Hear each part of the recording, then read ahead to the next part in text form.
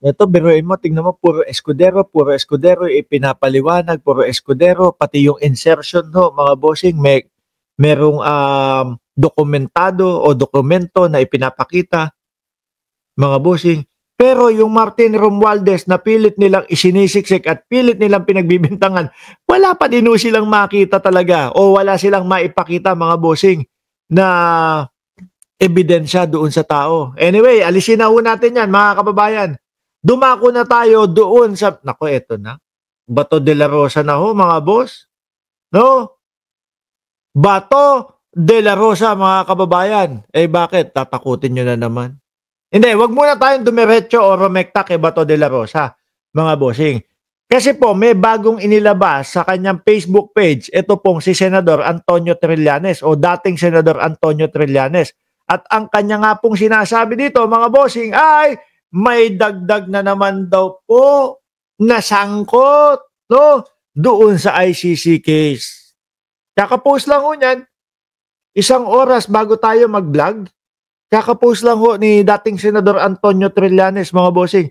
Ay, hindi po pwede nating hindi paniwalaan si dating Senador Trillanes, mga bossing. Dahil simulat sa pool pa lang ho, mga kababayan, ay kumbaga tumatama na yung mga sinasabi nito. Umpisahan mo sa dating Pangulong Duterte, ano sabi? First batch si dating Pangulong Duterte o first batch si Digong. Nagkatotoo! Nagkatotoo ang mga kababayan. Hindi nga lang tumugma doon sa petsa o araw mismo nung aresto kay Bato.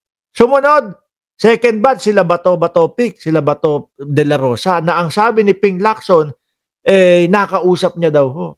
At gagalingan daw po ni Bato de la Rosa na magtago, mga kababayan. Di ba? Ngayon, eto, may mga bagong pangalan. Actually, hindi naman sila mga bagong pangalan talaga eh.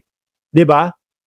Kumbaga, naririnig na din po natin ito. At mismo kay Bato de la Rosa, ang sinabi niya, meron na pong ICC sa loob ng ating bayan. Nandun po sila sa isang hotel sa Pasay. Pinupwersa, pinipilit yung mga kapulisan na tumistigo laban sa akin. Mukhang eto na yata yung sinasabi ni Bato de la Rosa. No? Sabi dito, ni dating Senador Antonio Trillanes, mga bossing, ang mga sumusunod na retired, active na PNP officers ay sangkot sa ICC case. Si Albayalde ang nangunguna, si Karamat ang pangalawa, si Mata ang pangatlo, at si Leonardo ang pang-apat. Pero, meron isa yatang makakalusot at walang kaso. No? Dahil titistigo. Ayan po ay walang iba kundi si Garma daw po. Si Garma naman ay tinanggap na bilang testigo ng ICC kaya tanggal na siya sa kaso. Naku po. Yan yung sinasabi ni Montulfo, yung kinukwento ni Montulfo, si Garma, sinuta daw po ng dating Pangulong Duterte. No? Tinanong daw ho ni Ramon Tulfo, bay, shoota mo yan, si Garma. Grabe. Tapos sabi, direkta daw ni Ramon Tulfo ang dating Pangulong Duterte. Pangit man bay.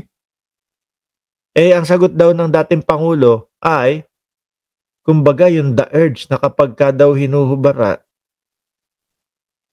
rated R na to no? Pagka daw ibang klase. Syempre, yung tipo bang naka-uniforme pa, nakapampulis pa o nakapasundalo pa, di ba? Tapos, nako po. Anyway, mga bossing, tumuloy tayo. Si Garma mukhang ligtas na dahil nga ang sinasabi dito ay tinanggap na bilang testigo. Sakit niyan, Siya pa yung didiin kay dating Pangulong Duterte. No? Kung sino yung naging syuta pa ho ba, mga boss? Siya pa yung didiin kay dating Pangulong Duterte. Na, di ba? Ilang beses na din nung tumakas yan Kaya lang, wala. Nade-deny. Humingi din niya ng asylum. Hindi po napagbigyan. Hindi po binigyan, mga kababayan. Kaya ang ginawa, ayun, deported sa Pilipinas. Pero ngayon, nandyan na. Nandyan na. Ako ho naniniwala, mga boss, yung mga pulis na yan na nakasulat po dyan, kasama po yan sa 8 Kung naalala nyo yung yung inilabas po ng ICC na mga pangalan na may mga pangalan po na mga tinanggal nila para hindi makapagtago. Sila po yan eh. Albayalde, Karamat, Mata, Leonardo. Tingin ko nga pati si Vitaliano Aguirre kasama din ho, mga bossing. Diyan. Kasi merong mga pangalan talaga natutugma yung bilang doon sa mga pangalan nitong mga nakasama ng dating Pangulong Duterte. Si Bongo. Oh, sama din yun. At eto si Bongo, second batch. Mga na yun, ang sabi next year na daw po. Sometime in first quarter ng next year. Baka January or February. Pero si Bato, eto na ho talaga, mga kababayan. Wala nang atrasan daw ho. Sabi ni dating Senador Antonio Trillanes. At eto ho may sinasabi ang dating senador dito, mga bossing. Ano po iyon? O, pakinggan nyo ho. Wala siyang planong lumabas. Hindi na daw talaga magpapakita si Batu. Ano po? Wala daw planong lumabas, mga boss J. Pamo, sir, si Batu de la Rosa. Pero dating senador, nasaan po ba? No? Si Batu de la Rosa. Ang impormasyon natin ay nasa Davao City siya. Nasa Davao City. Ako, naniniwala ako kung bakit nag-stay sa Davao City si Bato de la Rosa. Kasi mas madaming haharang para sa kanya dyan eh. Hindi kagaya nung kunyari lalabas siya ng bansa, pupunta sa kung saan man bansa. Baka mas madali pa siyang madampot ng dun eh, ng Interpol eh. Di ba? Mas madaling madampot si Bato de la Rosa sa labas ng bansa kung tatakas yan, mga bossing. Pero doon po sa Davao, alam naman natin, balwarte ho nila yan. At alam din natin kung gaano kahit papaano tumagal ng pagtatago. Etong si Buloyski. Baka nga iniisip ko nandoon sa sa lugar ni Buloyski yan si Bato de la Rosa Sabi ni AJ Pads, tagal na nidigong sa ibang bansa. Wala pang package sa pinapadala dito sa Pilipinas. Uy, umasa ka pa. No? Ano yun? OFW package. Sabi ni Ma'am Neng Gigi, yabang-yabang magsalita ni Bato, pero duwag naman pala. Huwag niyong ginaganyan. Ang sabi nung kanyang abogado, alam niyo kung ano? Ang sabi ni Atty. Torion, ginagawa lang daw pong hindi available ni Bato de la Rosa ang kanyang sarili.